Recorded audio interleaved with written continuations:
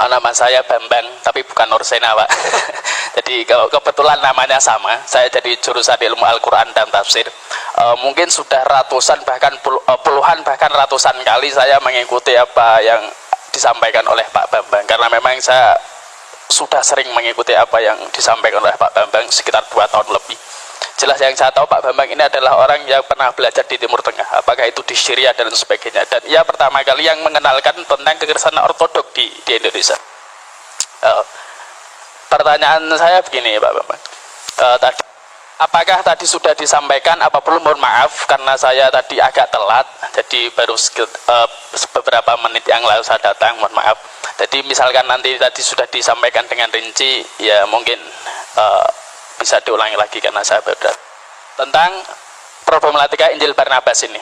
Jadi sesuatu sebagaimana yang disampaikan oleh Pak Dosen Agus tadi, bahwa ini ditolak karena apakah memang penolakan ini berdasarkan bahwa di dalamnya ada nubuat-nubuat tentang Muhammad.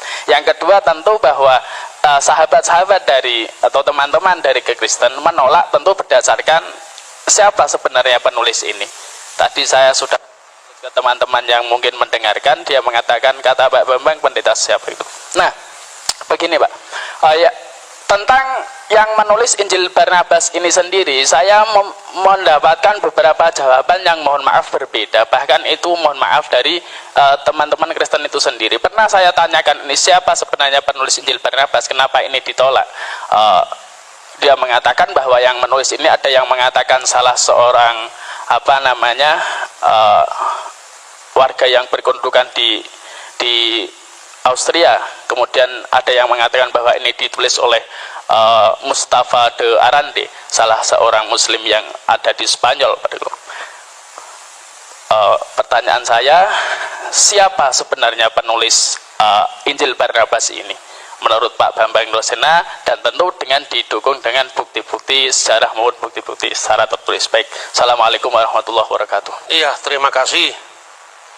Yang pertama, bagaimana tentang adanya kontradiksi? Sebetulnya begini, kalau kitab itu munculnya kira-kira ratusan tahun, kontradiksi yang dipahami oleh orang modern itu harus didefinisikan ulang apa. Kalau Anda tidak usah ngomong 1500 tahun lah. Zaman Pangeran Diponegoro dengan sekarang aja kan alam tanggalannya beda, hitungan waktunya beda. Coba kira-kira kalau kita membaca tulisan dari zaman Majapahit, ini satu contoh, ini belum lama, ini baru ratusan tahun ya. Misalnya Putra Nira Sang Sinagara Bre Pamotan Pungkasan Bre Kertabumi Kapernah Paman Prabu Muktaring Kedaton Isaka Warsa Sunyanura Yuganing Wong. Ini bahasa Jawa kuno ini.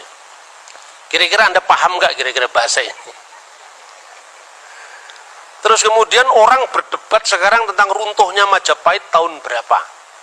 Lalu semua yang ditunjuk itu angka. Ada yang mengatakan 100 tahun setelah tahun 1500, ada yang mengatakan 1478, itu kan kontroversi. Yang menolak dan yang menerima sama-sama pakai kalender yang beda dengan zaman Majapahit. Karena waktu itu belum ada penulisan angka, yang ada Surya Sengkala. Zamannya Sultan Agung baru dibuat yang namanya Candra Sengkala, karena hitungannya pakai bulan. Lah ini belum sampai 1000 tahun, masih 600-an tahun, kita kontroversinya sudah seperti itu. Apa ini bertentangan? 1400 apa 1478 Pak? Angkanya 1400, cara bacanya pakai Surya Sengkala, sunya 0 juga, sunya nora 0 juga, 4 wong 1, diwoco malik terbalik 1400. Baban Demak nir ilang kertaning jagat 1400, entah ada peristiwa apa itu, yang penting angkanya itu. Sejarah nasional membuat angka 1478 itu awal pudarnya Majapahit. Karena apa? Karena sudah tidak ada pembaca yang ngerti hitungan zaman Majapahit. Kalender zamannya Yesus itu beda dengan kalender zamannya Paus Gregorius. Kira-kira kalau kita membaca Alkitab Tawarik dan Kitab Raja-Raja, Itu lebih kuno lagi dari setelah pembuangan Babel. Sebelum pembuangan Babel itu tahun 600 sebelum Masehi. Nah, belum lagi tentang apa? Beda-bedanya pertama sistem kalender, kedua zaman Nabi Musa itu kan ditulis kira-kira tahun 1300-an sekian. Belum ada bulan namanya bulan Nisan. Bulan Nisan itu dikenal setelah periode kitab suci ditulis setelah pembuangan Babel. Karena dari kata Nisanu, musim semi. Sebelumnya itu namanya Etanim. Lah ini beda. Paskahnya di kitab Tawarik kok Etanim, di kitab nabi-nabi kok Nisan. Lah Etanim itu ya Nisan, sama Anda ngomong akad dengan minggu. Gitu loh kira-kira. Ini mudah sekali dijawab. Banyak orang yang kurang membaca ada yang mengatakan begitu. Karena apa? Kitab suci yang ditulis ribuan tahun yang lalu dipahami menurut logika zaman sekarang. Saya berikan contoh, jangan dengan kitab suci. Zaman kerajaan Sriwijaya aja beda kok. Belum lagi kompleksitas perjanjian baru. Karena di perjanjian baru, ketika gereja ada di Yerusalem, kalendernya pakai kalender Ibrani. Ketika gereja melangkah ke Antioquia, mulailah muncul gereja ortodoks Syria, ke Mesir mulai Koptik muncul. Kalendernya apa? Beda-beda lagi. Orang Koptik mulai kalender Anno Martiri dihitung mulai peredaran bintang Sirius. Tetapi orang Yerusalem kuno memakai kalender Ibrani yang disebut kalender seperti Islam, Anno Hijriah itu, pakai peredaran bulan. Ketika tanggal itu dikonversikan ke dalam teks yang lain, harus ada penyesuaian.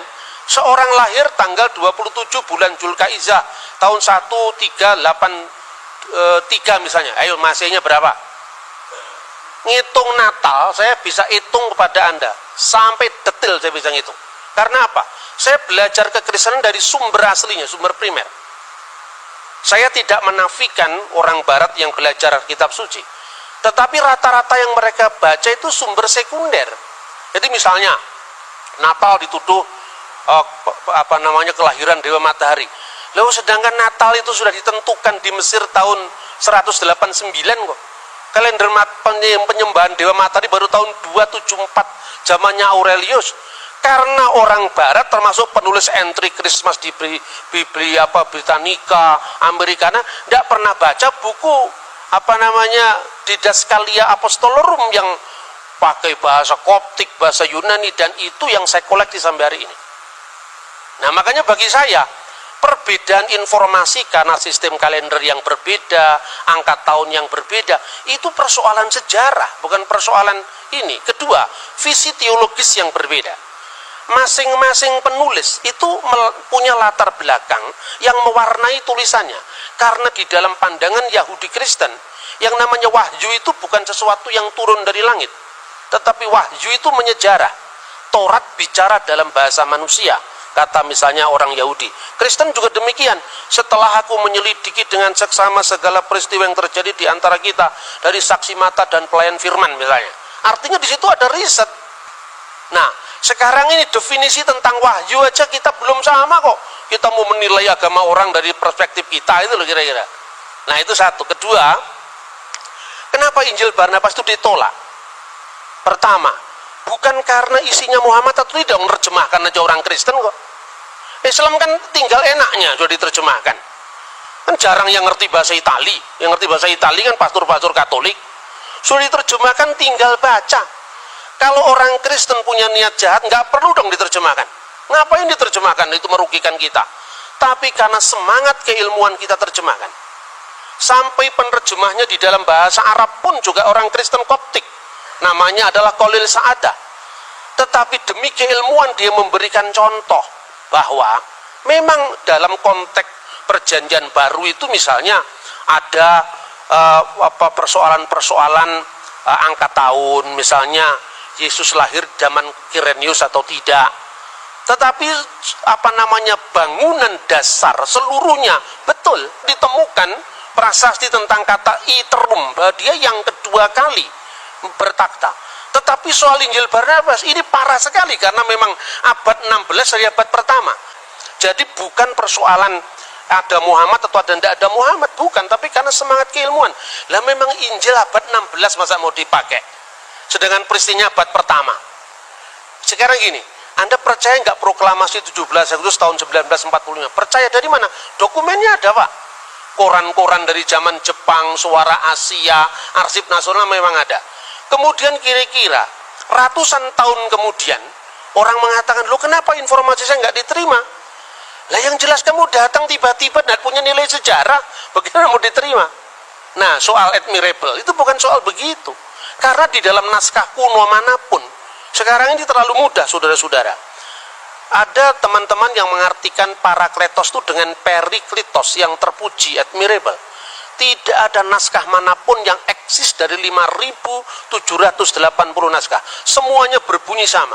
Hode Parakletos tu penefma tu agion hupemsei, dan seterusnya. Seorang penghibur yaitu Roh Kudus, dan penghibur ini dalam bahasa Yunani Parakletos. Parakletos ini ditulis dengan huruf alfa, tidak ada huruf lain. Sebab kalau bahasa Ibrani kan seperti bahasa Arab, ya ada jitir. Bahasa Arab itu kan dibentuk dari 3 huruf, ya. Bahasa Ibrani namanya sores. Misalnya salum dari shin, lamit, mim, sama dengan bahasa salam. Nah, kemudian di situ ada menjadi kata kerja baru, kata benda baru. Itu tergantung bagaimana pemakaiannya. Salam, muslim, taslim, itu kan satu akar kata. Tapi kalau bahasa Yunani nggak bisa.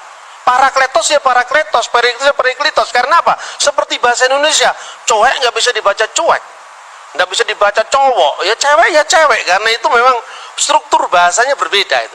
Lah naskah kuno itu melestarikan kata parakletos itu dari kitab Ratapan. Kitab Ratapan menerjemahkan parakletos dari Menahem. Menahemma dalam bahasa Aram. Nah, kata Menahem ini untuk apa? Sang penolong, sang pembela. Makanya dalam bahasa Yunani modern, advokat itu Parakletos. Yesuslah Parakletos. Di mana disebutkan 1 Yohanes pasal 2 ayat 1. Kalau kamu berdosa, ada pembela antara kita dan Allah, ada Parakletos, yaitu Yesus Kristus yang adil. Roh Kudus disebut Alon Parakleton. Parakletos yang lain, tapi kata Alon itu menunjukkan satu dan berhubungan. Sementara kata utros itu lain, bertentangan. Misalnya, lo yihye Elohim akhirim alfanai. Jangan ada Elohim lain, ilah-ilah lain di hadapan hadiratku. Misalnya, di Kalok 10 perintah Allah. Itu disebut theoi utroi, ilah-ilah yang lain. Odes theos utros. Jangan ada ilah yang lain. Utros itu lain, bertentangan. Tapi alos atau alon itu yang lain tapi dalam hubungan. Karena Roh Kudus itu rohnya Allah atau hidup ilahi yang dalam diri Allah, sementara Yesus itu adalah firman yang menjadi daging. Bukan Yesus yang disebut Tuhan itu kemanusiaannya itu bukan. Yang mati itu ya bukan Tuhan, manusia, maka dikatakan yang dibunuh dalam keadaan manusia. Seperti Quran turun ke dunia ada 2. Yang pertama yang kelihatan yang bisa diterjemahkan, bisa dibaca dengan lipatan bibir, gerakan lidah, kata Imam Al-Ghazali dalam Qawaidul Aqaid. Tetapi ada Lauhul Mahfud yang kekal dan yang temporal. Begitu juga ketika firman menjadi manusia, ada dimensi kekal dan dimensi temporal, gitu lah. Dan itulah yang disebut Alon Parakletos dan Alos Parakletos. Seorang bapak gereja dari gereja Syria Timur, namanya Timotius Al-Awal, dia mengatakan, seorang Kristen boleh saja mengatakan Muhammad berada di jalan para nabi. Tapi kenapa kita tidak langsung mengatakan Muhammad itu nabi? Lah karena sudah tutup, tidak ada kesempatan lagi. Sama dengan orang Islam mengatakan Muhammad kataman nabiin. Lah kalau ada nabi setelah Muhammad, kira-kira bagaimana? Kesulitan. Karena apa? Secara moralitas itu universal. Baik itu baik sekalipun tidak terjadi di wilayah kita. Tapi kita tidak terlalu berambisi untuk harus mensinkronkan teologinya. Karena apa? Karena definisinya aja belum sejalan. Bagaimana kita memaksakan teologinya? Saya contoh, rasul dalam iman Kristen dan Islam itu beda mananya. Rasul dalam Kristen itu berasal dari kata Ibrani Seliah. Artinya apa? Seorang yang punya otoritas mewakili umat. Jauh dari perbedaan seorang nabi menerima wahyu dan tidak wajib menyampaikan kepada umatnya, seorang rasul menerima wahyu wajib menyampaikan kepada umatnya. Dan definisi ini dibuat tahun berapa? Sementara kata Salya sudah berlaku untuk iman Kristen dan Yahudi jauh sebelum Islam lahir.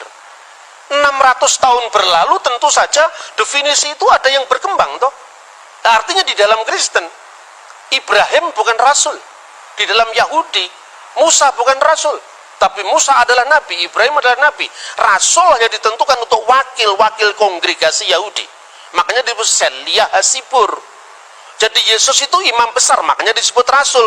Beda dengan definisi rasul yang dipaksakan oleh banyak orang yang berpolemik lintas agama itu loh. Nah, seperti ini selesaikan dulu dong apa definisinya. Jadi artinya kadang-kadang ungkapan yang sama dimaknai berbeda, tapi ungkapan yang berbeda ide iman yang beda diungkapkan dalam bahasa yang sama loh misalnya. Kemudian keberatan apa? Tidak ada keberatan kalau memang teksnya memenuhi syarat, kan tidak memenuhi syarat. Memang teksnya ya sekarang ini loh. Ada problematik perjanjian baru ya. Tetapi bahwa perjanjian baru ketika Yesus itu lahir, kaisarnya namanya Tiberius, penguasa Yudea namanya Herodes, tidak bertentangan dengan fakta sejarah manapun juga. Bacalah Yosefus, bacalah 12 kaisar Roma, semuanya sejalan. Karena apa? Yang nulis memang orang yang sejalan. Yang menjadi wali negeri Pontius Pilatus, itu katanya Injil Barnabas, ini bukan kesalahan kecil, ini kesalahan fatal. Karena apa? Pilatus itu baru menjadi wali negeri, itu pun sementara. Itu setelah pemecatan Herodes Archelaus. Jadi ketika Herodes Agung meninggal, itu kemudian ada 3 orang yang dipilih oleh Kaisar Roma, yaitu Archelaus, Antipas, dan Filipus. Karena Archelaus ini ambisinya terlalu tinggi untuk menguasai kota suci waktu itu, tanah Israel waktu itu, dipecat. Sensus yang pertama ditulis Injil Lukas masa Kirenius itu sensus Pax Romana, kesatuan Romawi. Sensus yang kedua juga ditulis di dalam Kisah Kira Rasul pasal 5, itu sensus untuk apa? Melacak sisa-sisa pengaruh kejahatan Archelaus dalam rangka menyelamatkan jajahannya Roma. Maka kemudian Kaisar Tiberius mengangkat Pilatus, dan itu tidak hanya ditutup perjanjian baru. Untuk mengatakan seperti itu tidak usah dibaca perjanjian, tutup saja Injil, baca Yosefus, itu clear sejarah itu. Lah Injil Barnabas satu pun nggak ada yang masuk itu. Bagaimana tahun Yobel dikatakan 100 tahun, itu kebangetan itu. Ada orang yang masih membela dengan nada yang sangat apologetik. Mungkin kata 100 itu karena kaburnya antara huruf L dengan huruf C. Kalau L itu hanya 50, terus ditulis itu C itu, dia aslinya di sini cento. Kan orang bisa lihat tuh aslinya. Makanya saya anjurkan untuk mahasiswa, belilah sumber primer. Kenapa ada banyak orang yang membaca Injil Barnabas berbeda-beda? Karena tidak punya bukunya ini. Makanya dia terus bikin spekulasi yang macam-macam. Misalnya dia Mustafa de Arandi. Saya pastikan yang namanya penulis Injil Barnabas itu Framarino. Karena apa? Pertama, fakta bahwa pada waktu itu politik inkuisisi gereja menelan banyak korban, dan korban pemaksaan agama itu orang Muslim dan orang Yahudi dari Marano dan Morisco. Kemungkinan yang namanya Framarino itu korban inkuisisi, lalu melampiaskan dendamnya di masa permusuhan umat beragama zaman abad pertengahan itu, menulis Injil Barnabas. Cuman karena dia belajar sejarahnya tidak komplit, makanya terlalu bersemangat nulis Injil sampai 222 pasal. Maka saya katakan ini the gospel of Gregetan, ya kan? Tidak ada dalam sejarah Injil sampai 200 pasal, itu tidak ada kalau bukan orang marah. Nah, itu yang pertama. Kedua, catatan-catatan pinggir itu tidak mungkin dilakukan oleh orang lain. Karena apa? Periksa uji karbon dari teks itu kan masih sangat baru. Wong teks dari abad pertama aja bisa ditentukan. Misalnya Papyrus 52 itu yang dikenal John Ryland Papyrus, isinya hampir separuh dari Injil Yohanes. Dulu abad lalu orang baru periksa uji karbon itu baru menentukan abad. Sekarang udah ketinggalan. Teknologi terbaru, periksa uji karbon itu hanya bisa berjarak puluhan bahkan tahunan saja. Maka sekarang uji karbon terbaru P52 itu asalnya dari tahun 115 Masehi. Yohanes anak Zebedius menulis Injilnya tahun 90. Karena menurut catatan Bapak Gereja kuno, misalnya Papias. Papias itu siapa? Muridnya Yohanes langsung. Polikarpus, muridnya Yohanes langsung. Kalau di Islam ini seperti tradisi sanad itu loh. Itu di Gereja Ortodoks dipertahankan. Kenapa orang-orang Protestan itu tidak paham itu? Karena dia terlalu baru, zaman VOC baru muncul. Akibatnya apa? Karena kekurangan data primer tadi, dia melakukan eksperimen-eksperimen yang terlalu jauh mengambil kesimpulan. Misalnya Natal, perayaan Dewa Matahari itu baru dipersoalkan tahun berapa? Tahun 1700 sekian itu, zamannya Paul Ernest Jablonski. Terus kemudian diikuti oleh orang Katolik di Benediktan. Karena apa? Mentalitas orang Katolik itu minder sama Protestan. Nah itu loh kira-kira. Itu bisa dilacak dengan sumber-sumber primer langsung. Kemudian bagaimana sikap saudara Kristen terhadap para seket gereja yang mengatakan bahwa ternyata Bible tidak tahan dengan teks-teks modern itu, suara abad lalu itu. Sekarang udah ketinggalan kereta. Sekarang kenapa saya bilang begitu? Sekarang gini, jujur saja lah. Penemuan arkeologi itu dari mana awalnya? Dari gereja. Penemuan arkeologi Timur Tengah itu diawali dari namanya Rosetta Stone. Tahun 1795 itu dimulai ketika Napoleon Bonaparte menduduki tanah Mesir.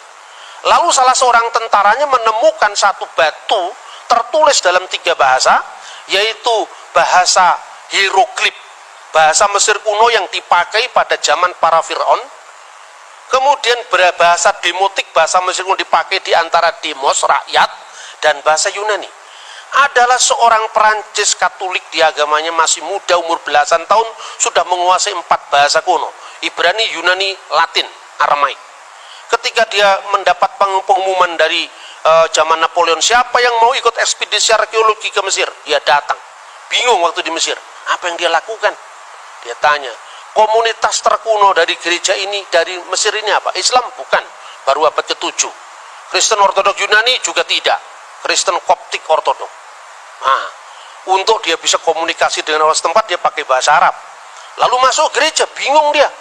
Wah, ini ada liturginya kok, selain bahasa Arab, ada bahasa Yunani, ada bahasa Mesir kuno. Tetapi ketika nama-nama dewa itu diganti dengan nama Yunani, misalnya Theos, Agios, Theos, Agios, Iskiros, Agios, Thanatos, diterjemahkan pakai bahasa Arab. Kudusullah, Kudusul Qawi, Kudusul Ladila Yamut, Irhamna. Al-Mastulilapi walibni warahil kudus Al-ana wa kulhainin wa ila dahri dahirin amin. Ini enggak ada Islamnya, ini Kristen asli ini. Itu apa artinya itu? Wah, ini berarti ada bahasa-bahasa kuno yang dipakai di sini. Ya, gimana kami bisa belajar? Di amat-amati itu 23 tahun dia bisa memecahkan. Dilihat bahasa Yunaninya jelas. Oh, di sini ada kata Ptolomaus, di sini ada kata Kleopatra, yang selama itu hanya lewat cerita Antoni Kleopatra, ternyata ini tokoh historis, dilacak sama dia. Terus ada tulisan dalam bentuk huruf, dalam bentuk tanda gambar seperti matahari. Jangan-jangan ini matahari ini. Ini bahasa kuno yang sudah tidak berlaku lagi ribuan tahun. Dilihat bawahnya ada kata Helios. Ini matahari, jangan-jangan matahari. Dia datang ke gereja kuno itu, tanya, kamu punya Alkitab selain bahasa Arab, bahasa apa?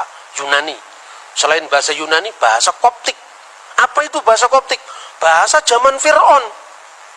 Kok hurufnya huruf Yunani? Iya, ketika Rasul Markus datang ke Alexandria, penerus-penerusnya menciptakan peradaban baru. Makanya menciptakan huruf baru. Kayak orang Jawa sekarang, Anda lihat itu orang Arab, suruh baca Arab Pegon kan tidak ngerti. Itu produk lokal, karena itu menunjukkan bahwa bangsa kita bangsa besar sampai bisa bikin tulisan Arab Pegon. Begitu juga di sana, dilihat ternyata, kamu tanya bahasa Koptik, iya, bagimu akan ada matahari yang tidak pernah tenggelam. Bahasa Koptiknya apa? Oh, bahasa Koptiknya adalah on. Bahasa Koptiknya adalah ra. Ada 2 kata, ra dan on. Ra itu apa? Matahari. Itu dia baca dari Alkitab. Orang-orang Israel membangun kota namanya Ramses. Ra itu hari. Mese itu artinya apa? Artinya anak. Anak sang matahari, anak dewa matahari. Nama aslinya Musa apa? Moshe. Mo itu air yang mengalir.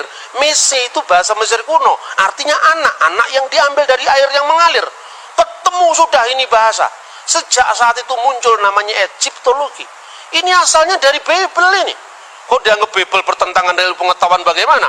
Yang melainkan arkeologi adalah Alkitab kok. Seumpama waktu itu tidak ketemu kata Ramses, tidak akan ketemu arkeologi Mesir kuno. Baru mulai ada penggalian di di Rasamra, penggalian di Babel, ketemulah kota-kota kuno, kota Abraham, namanya apa? Tel Turahi, cocok dengan namanya Abraham dalam Alkitab, Terah. Ya, Til Nahur, cocok dengan nama Nahur, berarti nama-nama Abraham itu pasti bukan nama Yunani, pasti bukan nama Arab, tapi nama Akadia kuno, dan itu cocok. Mertuanya Yusuf namanya Potifera. Poti itu yang dipersembahkan Vera kepada Ra, matahari. Sama dengan orang Jawa, namanya Suryawan. Ketika jadi Islam, keluarga besarnya sebelumnya ditambahi Muhammad Suryawan. Lupa Surya itu dewa Hindu itu. Namanya juga Kristen ditambah Ignatius Surya Hadi. Surya itu bahasa Hindu, Hadi itu yang utama itu. Jadi ini sebuah inkulturasi bahasa. Dan untuk baca teks Alkitab, Anda harus paham Ibrani. Ibrani pun bukan Ibrani zaman Ariel Sharon. Ibrani McD ditulis pakai bahasa Ibrani, bukan itu.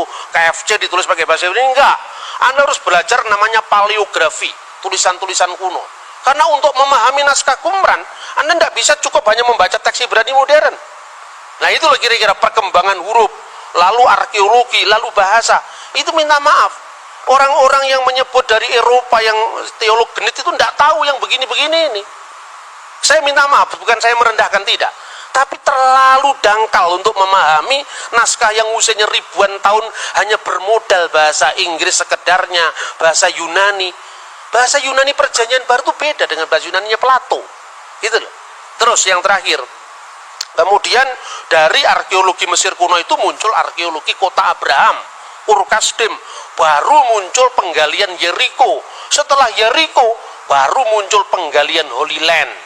Pada saat para teolog yang meragukan bahwa teks-teks itu hanya bersifat simbolik, itu muncul sebelum era penemuan arkeologi.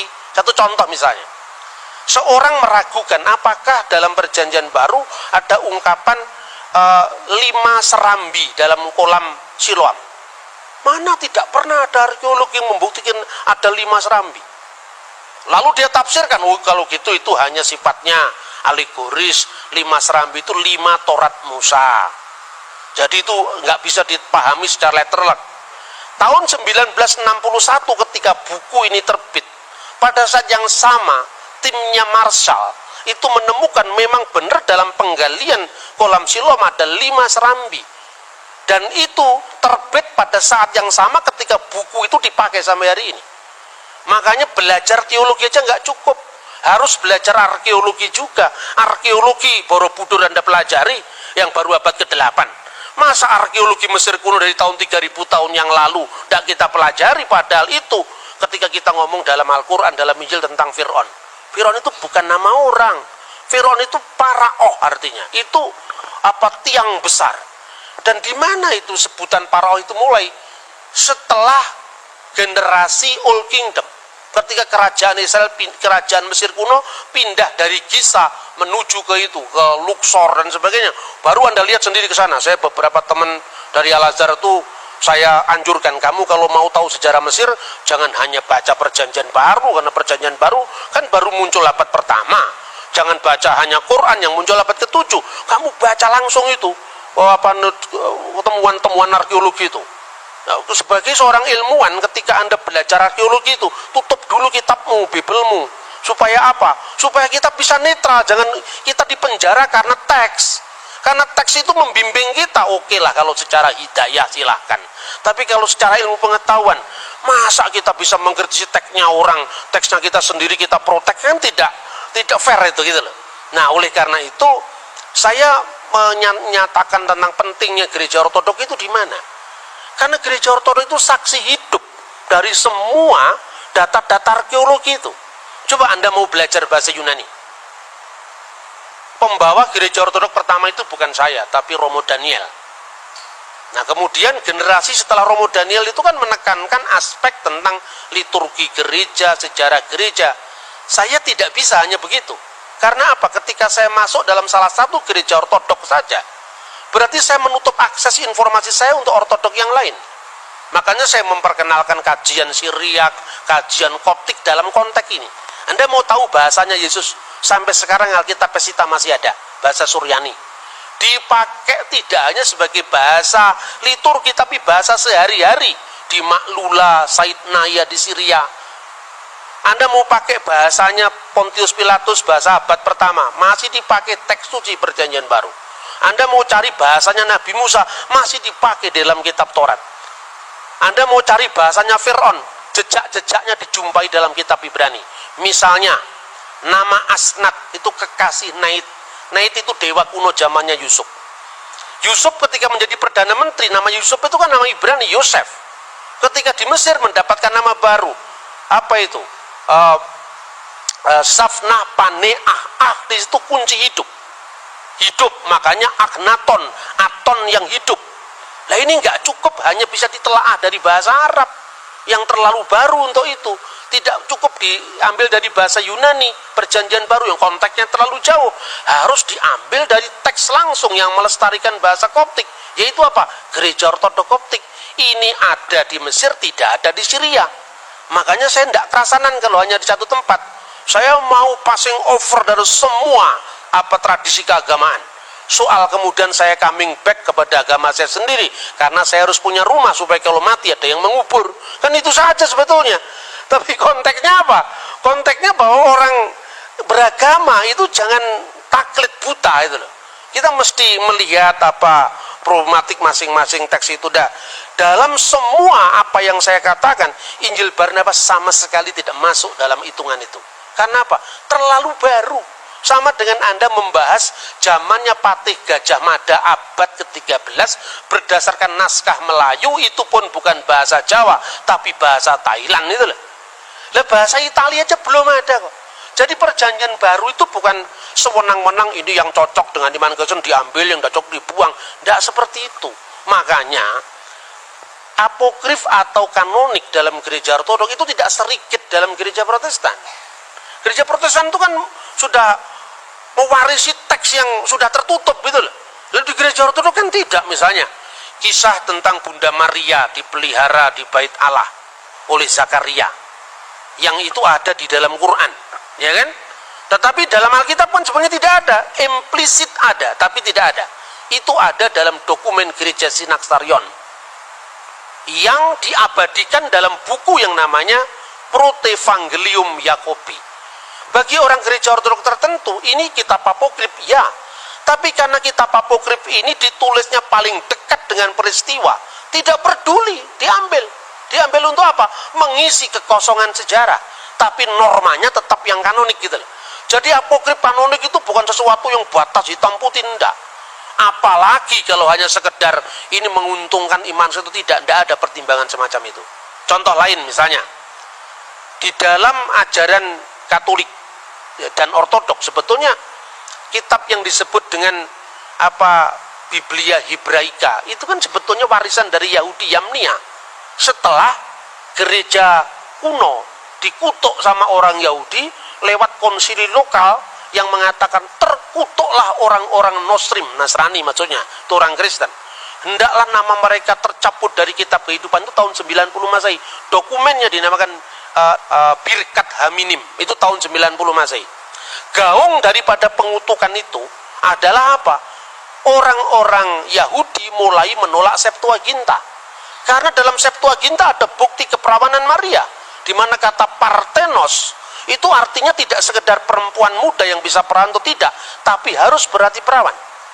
Nah, kemudian karena gaung penolakan itu, orang-orang Yahudi menolak teks-teks yang disebut Septuaginta tadi.